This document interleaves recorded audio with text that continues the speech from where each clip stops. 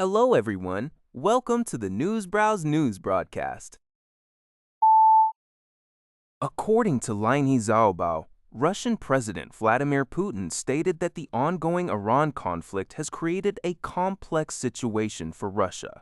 This complexity arises from Russia maintaining strong, positive relations with both Iran and the Arab nations in the Persian Gulf. During a press conference on Saturday, May 9, Putin emphasized that any escalation of the U.S.-Iran situation would be detrimental to everyone, and that any resolution must align with the interests of all countries in the region. He also reiterated Russia's understanding that Iran has no intentions of developing nuclear weapons, and noted that the International Atomic Energy Agency has never presented evidence to the contrary. Putin clarified that Russia's earlier proposal to accept enriched uranium from Iran was not a bid for political capital, but rather a genuine effort to contribute to de-escalating the situation.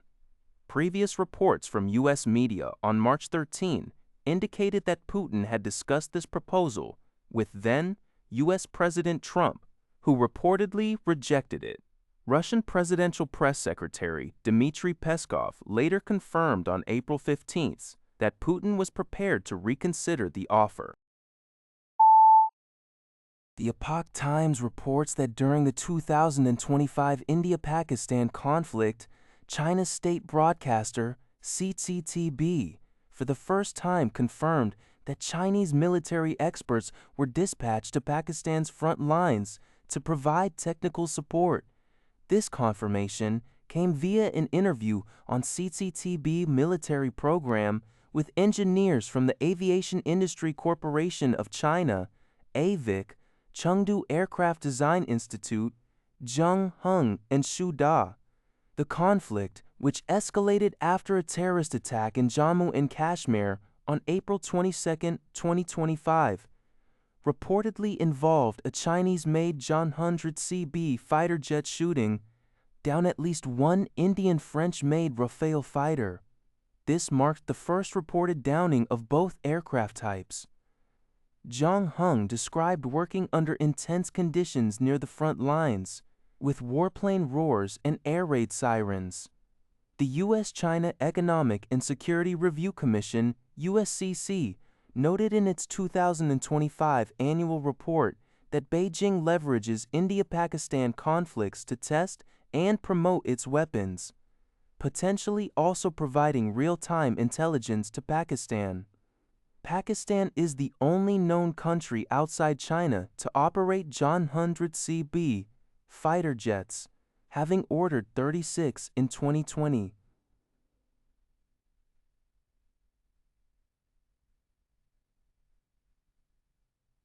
India's army stated in July 2025 that 81% of Pakistan's military equipment comes from China, treating Pakistan as a live laboratory. Since 2015, China has sold $8.2 billion in weapons to Pakistan, making it the world's fourth largest arms exporter between 2020 and 2024. According to the Asahi Shimbun, the U.S. military's operations against Iran led to a massive consumption of ammunition, sparking concerns about the current level of its stockpiles.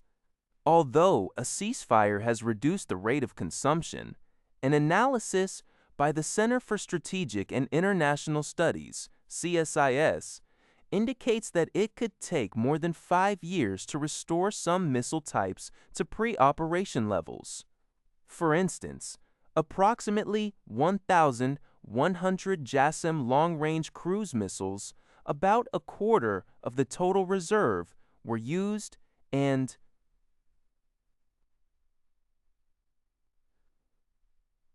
over 1,000 Tomahawk cruise missiles, roughly one-third of the reserve, were expended.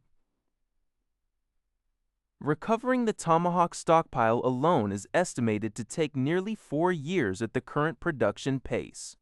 experts warn that this depleted ammunition could constrain the U.S. military's ability to respond effectively to other challenges, particularly China's expanding military capabilities.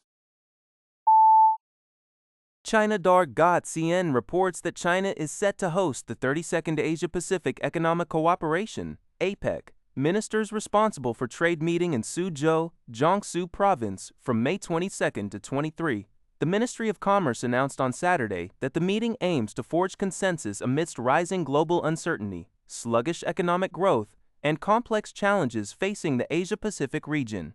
Li Chengong, China's international trade representative and vice commerce minister, stated that China will collaborate with APEC members to establish an open and predictable regional and multilateral economic and trade order. Key objectives include enhancing coordination of economic and trade rules, strengthening supply chain resilience, and fostering robust trade and investment partnerships. Additionally, discussions will focus on expanding cooperation in emerging sectors like the digital and green economies to create new drivers for innovative growth. China expects the meeting to underscore commitments to high-standard opening up, advanced digital and green collaboration, inclusive growth, and shared prosperity.